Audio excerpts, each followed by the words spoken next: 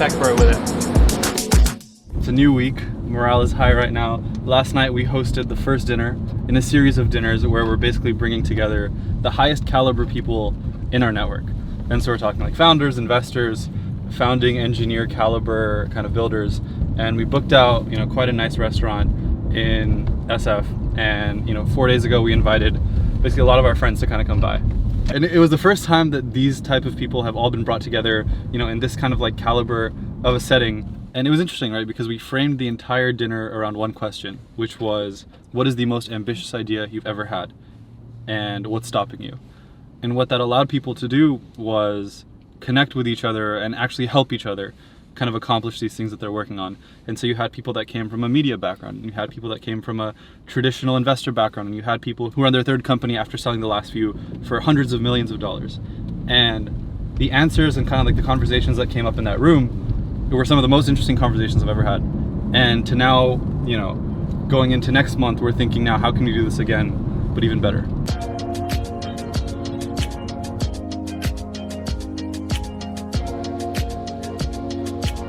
So I'm Yezen. I'm originally from Palestine.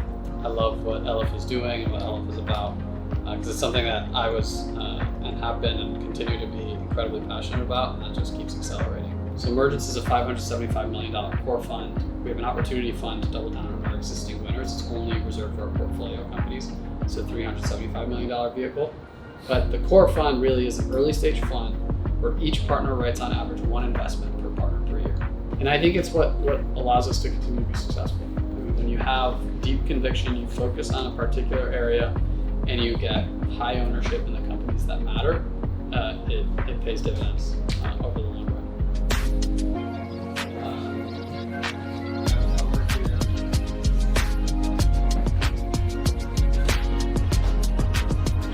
So yesterday we took our founders to Emergence in the morning. Emergence is like a purely software focused VC firm. And we had all of our founders who are working in B2B specifically go and pitch to one of the principals, whose name is Yezen. They all got kind of good feedback as far as like how to change their pitches, how to think about, how to position their product. And the thing about startups is that there's so many of them and very few people are like able to capture a large mind share.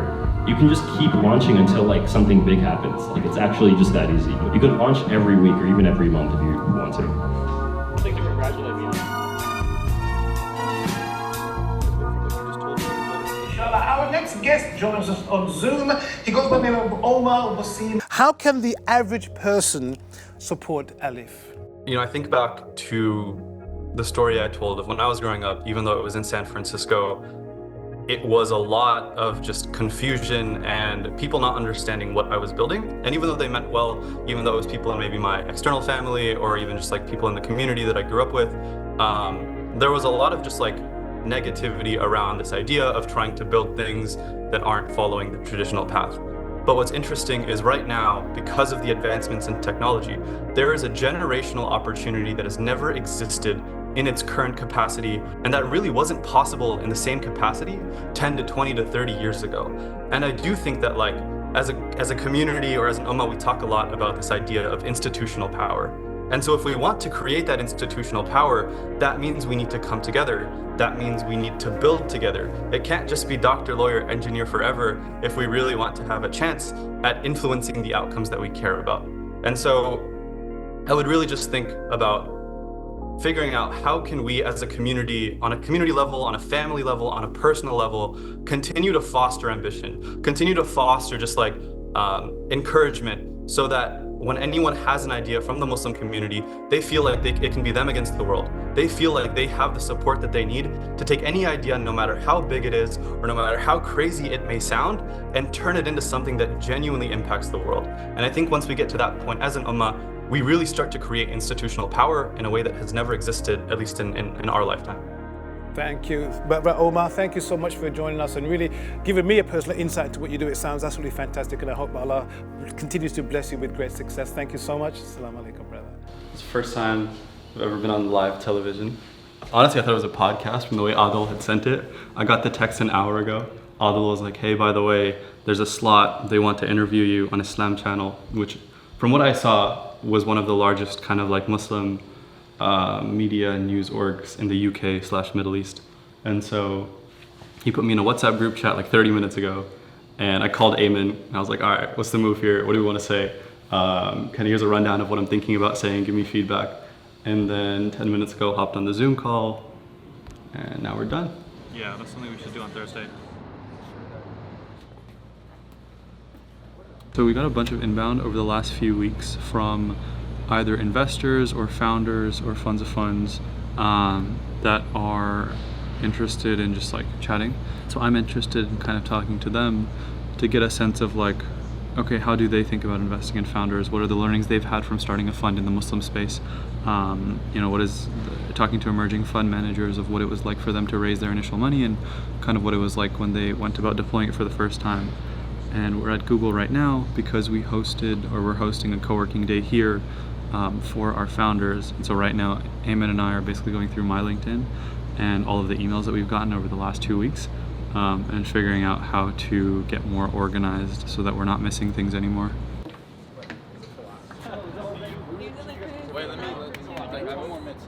They got fitness and massages. Nah, I'm selling out.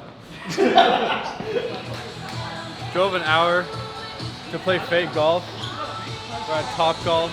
We're about what, 5 weeks into this, and so it's like a lot of pent up, tension. And so this is gonna be, chill. It's gonna be the ability for us to kind of blow off some steam and relax.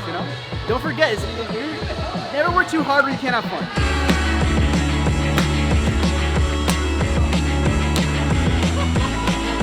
This is Adam. Hi. First time I hit the ball.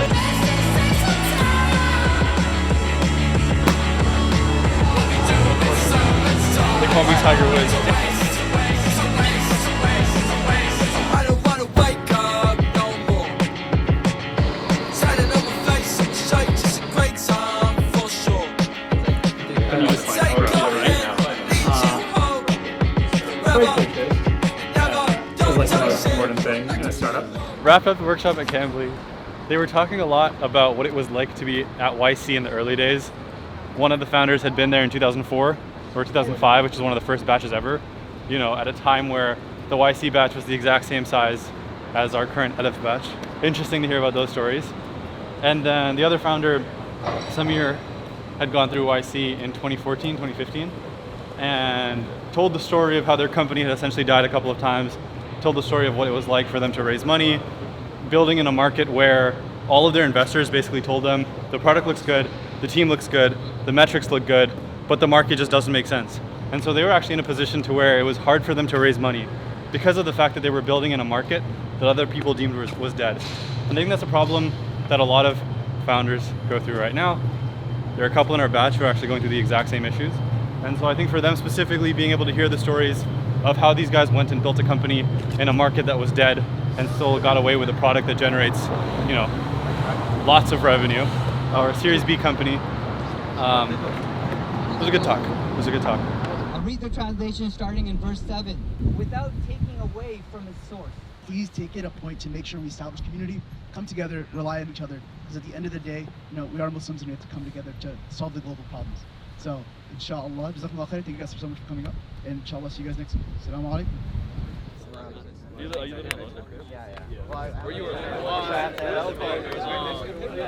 One of the first things I noticed when I moved to the city was that there were very few places to pray Jummah. And so I'd always wanted to set up our own version of it. And when I first started at Founders Inc., for a while we were doing it in the library, and then the team kind of grew too big to be able to do it in the library, and then we started going to Mill Valley.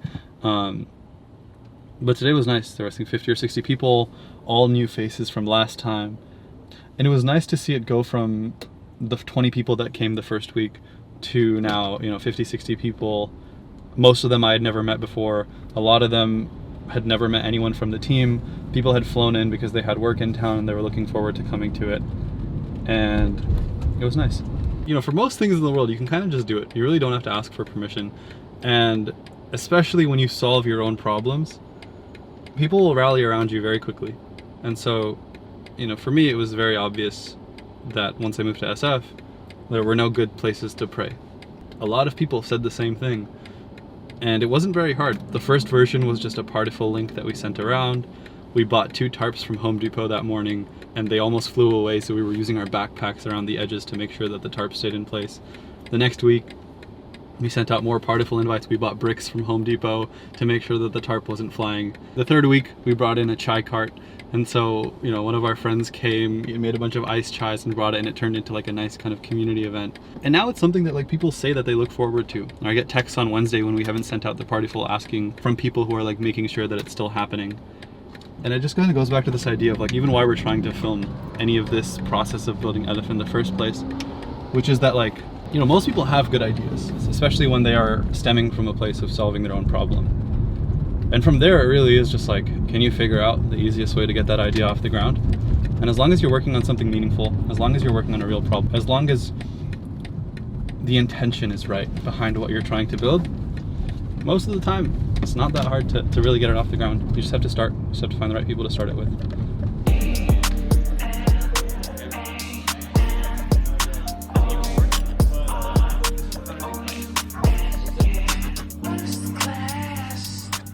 So after Jummah, we went to the Motoring Coffee Company, I believe it's called. They're a really cool like cafe, but also like car community, like membership spot. It's like half coffee shop, half co-working area. And it started by one of Zach's friends. I saw it on Instagram like a year ago. They have a version of it out in LA. And I'd always wanted to go kind of see it in person because they have these like nice classic cars or whatever.